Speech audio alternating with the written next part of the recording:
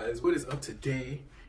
I'm back with another video. My skin is clear, the sun is shining, so I was just like, why not film a video? Because if y'all don't know, I don't look good like this all the time, y'all. I be looking a hot ass mess. I mean, I still look like a mess right now, but I'm not that much of a mess. If you see me every day, you know what I'm talking about. Get into the gig, bitch. I look amazing today, so I'm gonna film a video. And this video is going to be about the time I got fired from Urban Outfitters.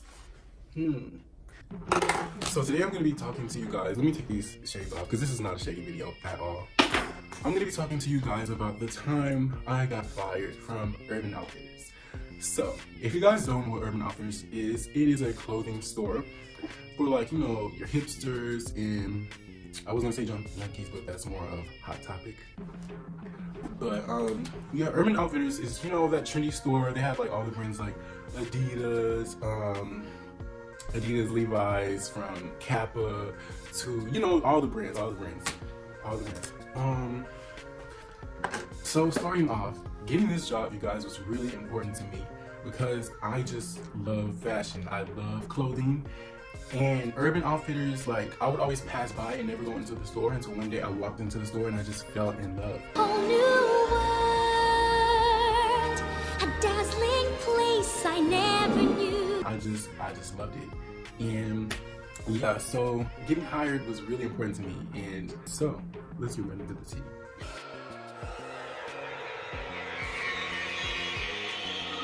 Overall experience working at Urban Outfitters was like such a blessing, and I just really loved everyone from my team members to all my co-workers, all my managers. They were so dope and they were so bomb and so helpful. And I literally have nothing bad to say. So I'm just gonna put that out there. I have nothing bad to say about anyone I worked with or even the environment. The environment was like literally so fun. And disclaimer, if you're gonna work at Urban Outfitters, you need to know that it is not chill. I know it may seem like, you know, it as a whole, like when you walk into Urban Outfitters, it seems so chill, but it's literally not. You're like on your feet every minute, like you're just on your feet all the time. Even if you're not doing nothing, you're doing something. Like, it will find something for you to do. You need to be on your feet all the time. But other than that, yeah, it was a really, really, really great experience working there. Like, I feel like everyone in that environment just challenged me to be different, challenged me to like grow as a person in my fashion, and also, you know, be more kind-hearted and helpful and just like all around just like a better person, you know, because like you're always interacting with such different type of people, some not so good and some really dope ass people, and that's just the environment I was in. So I really love the job. I'm not gonna sit up here and tell lies. I love the job, but when it's your time to go, it's your time to go, and I'm gonna get into that.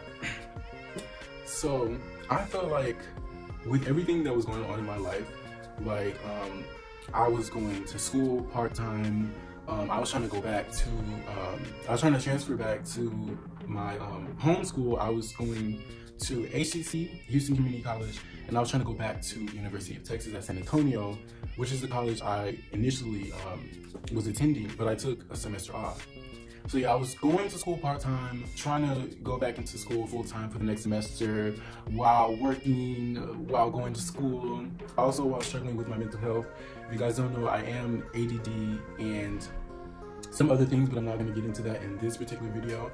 But yeah, I was definitely struggling with my mental health. Like, I remember having to go to work and schedule, you know, therapy sessions and picking up medications and just all this other stuff, all while I was trying to go to work and make it there on time. Ain't nobody got time for that. It's a really big issue, which I will say, up until that moment in my life, like, attendance has never been an issue. Like, I've always made it my highest priority to make it, you know, 10 minutes early to every single shift. Like, when I worked at Forever 21 or like when I worked like literally anywhere, I would always make sure I arrived like 10 minutes early. If I didn't arrive 10 minutes early, bitch, I felt like I was late. I literally would be walking around, moving around, like, you know, I felt some type of way because I'm a Virgo. And I'm a Virgo. Things have to be organized. I'm a Virgo. You can't do this. It really gets to me. It really gets to me. But yeah, I was going through a lot at this time, and I was not my best self. If I'm being honest, like, the whole time I felt like my coworkers, they didn't really get to see the real me. They didn't really get to, you know, fully experience who Armani was. You know, I always felt like watered down because, like, first off, I was very tired. I was commuting on the bus every shift I was working because I could not afford to get a car. My mom couldn't afford to buy me a car. So luckily in Houston they do have transits, but I had to take 3 buses back and forth every single shift, and that was just a whole nother problem within itself. Like, if you ever rode public transportation, or if you ever relied on public transportation to get you from home and work and to school, you got it. I'm praying for you, because that was just something else. But yeah, the commute was very, very tough. Like, if one bus was early or one bus was on time, another bus would be late, then things would happen, and it became this trend of me arriving late all the time, or just like sometimes not even showing up, because I was just like, it was like, at this point I might as well not show up because I'm so late. And I was getting really aggravated with myself because I'm a perfectionist, and I like to arrive early, and I like to do things in a very particular way. So yeah, transportation was definitely a big, huge problem. One of the primary problems I actually got fired. Transportation, there was my mental health, and what nobody ever knew was, like, during this time I was experimenting like with a lot of different medications, which came with a lot of side effects, and one of them was actually just being tired all the time. I took this medication named Stratera, and I was just like tired. I would drink 3 cups of coffee and still be moping around, and just like I couldn't stand up sometimes. I've been working so hard, I'm so tired, you guys. I'm so sorry, you guys. I don't mean to be all weak in front of you, but I'm just so lightheaded. Somebody bring some water. Some pizza. Some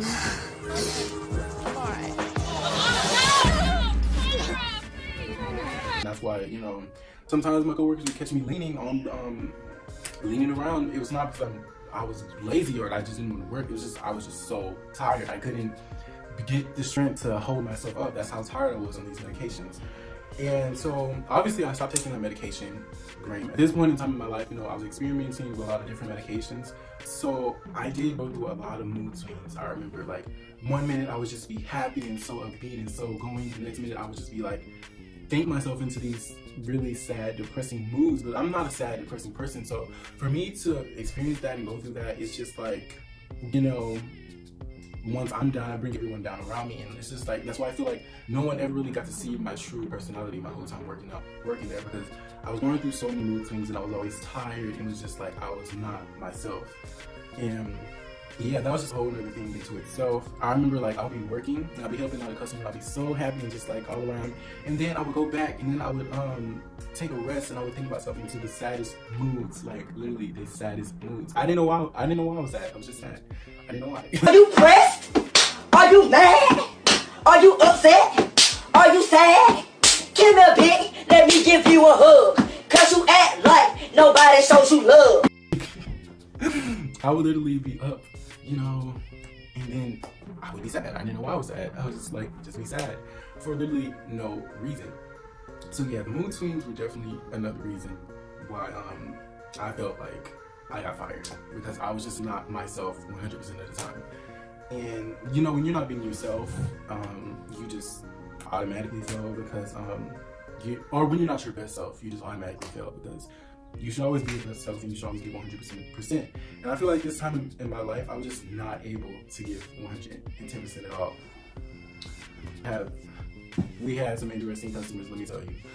And that was just a whole nother thing in itself. That's a whole nother video.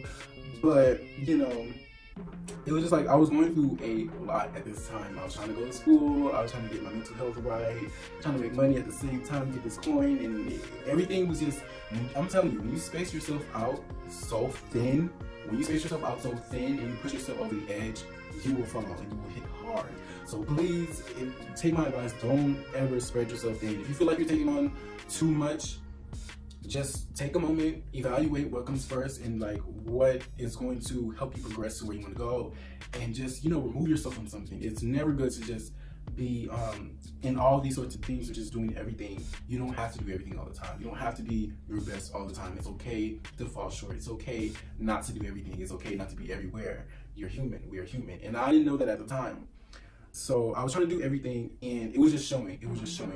I will say, at the beginning of me working there to the end, I was up here, And baby, I went down here. I was here at the time I left. And that, what I said earlier, that was the reason why. So, moving on to the day I got fired. So, the real tea. So, the day I got fired, I remember this day, you guys. Up until the moment I walked into the door, before I even worked this shift, I knew I was getting fired. I knew I was getting fired, bitch. And I was not mad at it. I'm telling you, the whole day, I knew I was getting fired. And I had the most bomb-ass time. Because it's like, I had so much weight on my shoulders from school to work and everything. So just knowing one of those weights were going to be lifted, you could just see it in my personality. I feel like the day I got fired, that was the day people really started to see who I was and start to really experience me, because, you know, I was just myself because I didn't have so much weight on my shoulders. So yeah, the whole day was a vibe. You know, I remember that day, me and my coworkers, we were just like cracking up, you know, having the best time, literally the best time. That was one of the best days of me working there. The day I got fired. You know, the best day of me working there was when I got fired. But yeah, I didn't have so much weight on my shoulders, so I just kicked back, you know. I actually really got to know my coworkers on the last day I worked there. And yeah, we were just it was just a vibe. I worked a double that day because I knew I was getting fired, so I was just like, why not make this coin on my last day? I was taking shifts, baby. I think I worked 3 shifts, if I'm not mistaken, because I usually work a 4-hour shift, but I remember this day, I worked like a 10-hour, it had to be at least a 10-hour shift, because I was tired. But I got the coin. So, on to the nitty gritty. So, after working that day, you know, it was a vibe. Me and my coworkers, we were cracking it up the whole day while doing work, because we did work. But, you know, we were just talking and, you know, seeing what we wanted to do with our lives after that, and just like, you know, really like, it was a real key. We were like playing music and, you know, talking about artists while doing work. But it was a key. And the day ends and I'm in the back. Mind you, I knew I was gonna get fired because they had me doing all the work at the end. At the end, I was in the back by myself, you know, doing shipment and packing everything and making sure everything was right. Little did I know, but I knew. Yeah. After when the day was over, you know, one of my managers told me that one of my other managers, we're gonna name him Tom. He was one of the assistant managers, and he told me, you know, we're just gonna call her Jane. He was like, hey, Monty, before you leave, Jane wants to see you in her office. Mr. Huff would like to talk to you in his office. Now? Now. And I'm just like, I already knew what Jane wanted to talk about, because days earlier, Jane already gave me the same talk, and it was about my attendance and how I wasn't showing up to work in a timely manner, and how, you know, it is a business and it is a job. Like, you have to be there on time, you have to be there every day. And, you know, I was slacking.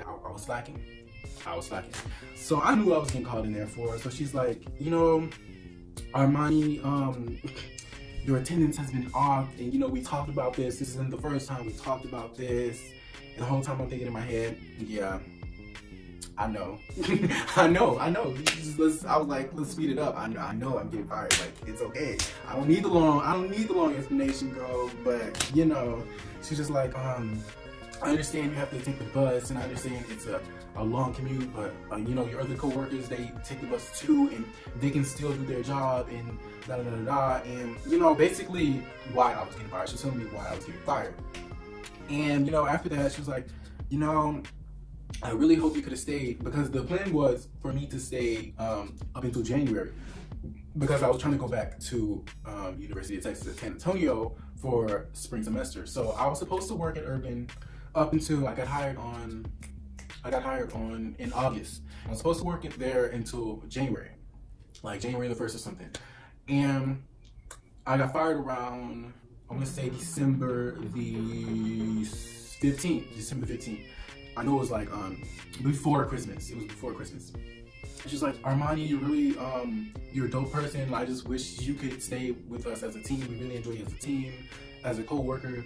But, you know, lately you've been slacking, and we're gonna have to let you go. And y'all, when she said them words, I was just like, That's all you had to say. That's all you had to say, baby. I'm not even gonna lie, y'all. I was happy. I was happy. Like, I was happy when I got fired. Like, Walking on sunshine. Whoa, I'm walking on sunshine. Whoa.